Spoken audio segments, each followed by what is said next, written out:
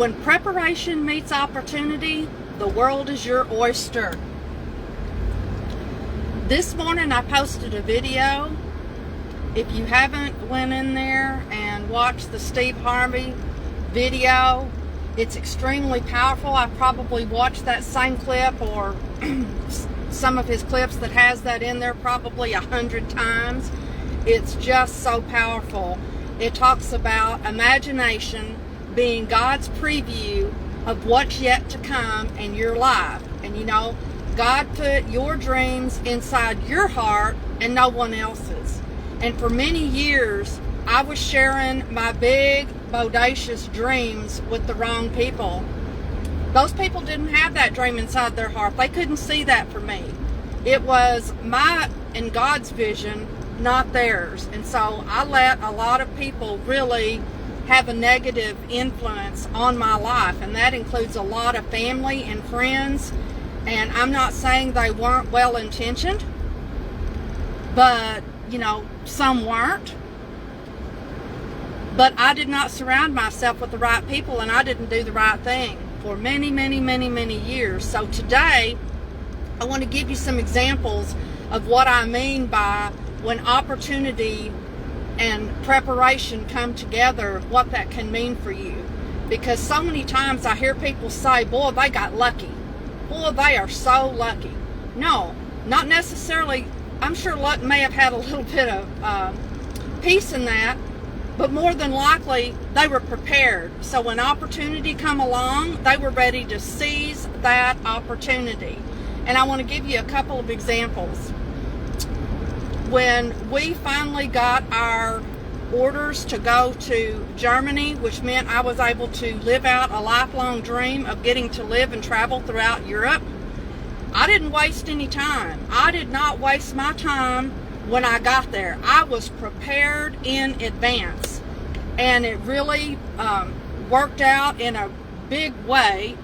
And the reason for that was, before I left, I looked up all the countries that I wanted to visit. I had a list of all of the top things that I wanted to make sure that I didn't miss in every country. I wasn't worried about the price, wasn't worried about anything like that. I just wanted to make the most out of my traveling throughout Europe, because y'all, I had been dreaming about that since Rob joined the Army, because I didn't travel as a child. We didn't do that. We went to the lake. We had a place up at Norfolk Lake, and that's where we spent our summers and our vacation. And my dad was an ag pilot, and so he did his vacations in the wintertime, you know. So summer, you know, he really didn't do nothing in the summer but work from sun up till sundown. So I didn't have any travels in my future, but Rob's family did. They loved to travel, and they had 6 kids, and they would pile up in the back of a truck and go all over the country. It didn't cost them very much money, but the gas and sandwiches in the cooler. But boy, you know, Rob had been all over the place, and I wanted that for myself. And I had really dreamed about going to Paris. That was really my number one thing that I wanted to make sure that I did.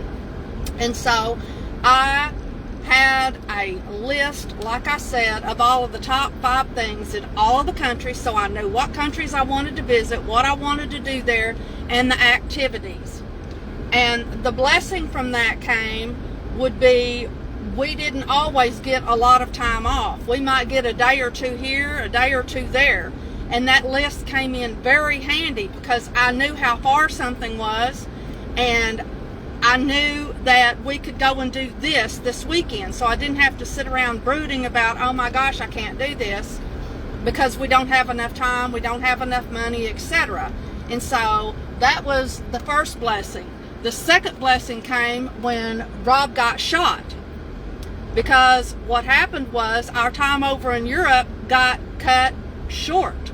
We was planning on him going to 30 years of service, and it didn't end up like that. And so it was very important that we make the most of every single minute that we had there, so that we could get all of the travel in that we wanted to. Now, there was still some places that I didn't get to go, but for the most part, I'm probably more traveled than most people, simply because I was prepared.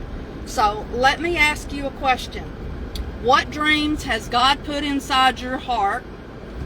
And do you believe him?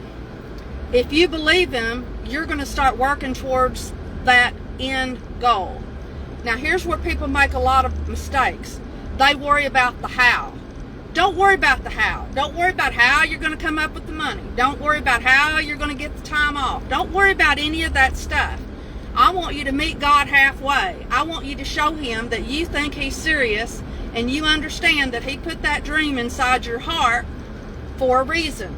So, for example, if you want to go on a cruise, you need to figure out where it is that you want to go on that cruise.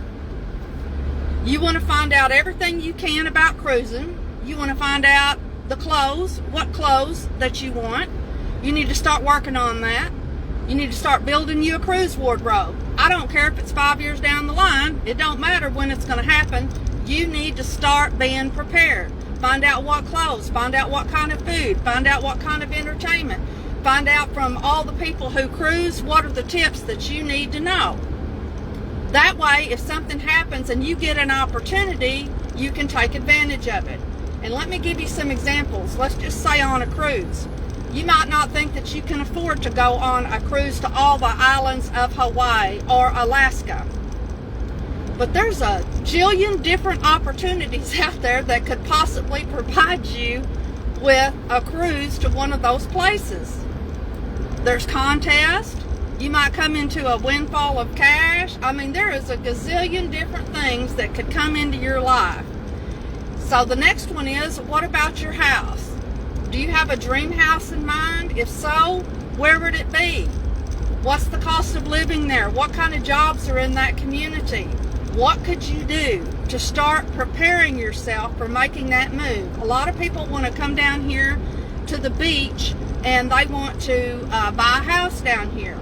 Well, if you haven't written anything down, you haven't started working towards that goal, it's just simply what? A wish. A wish. It's not really a goal because you've not done anything to move yourself forward.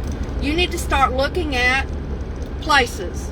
Do you know what area you want to live in? Just like the Emerald Coast, there is, 120 miles of sugar white sand. You might find one community better than the other.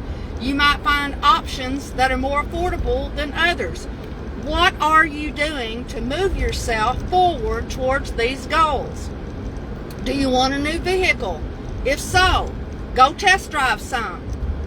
Go find out which ones you love. What colors do you like? You see where I'm going with this?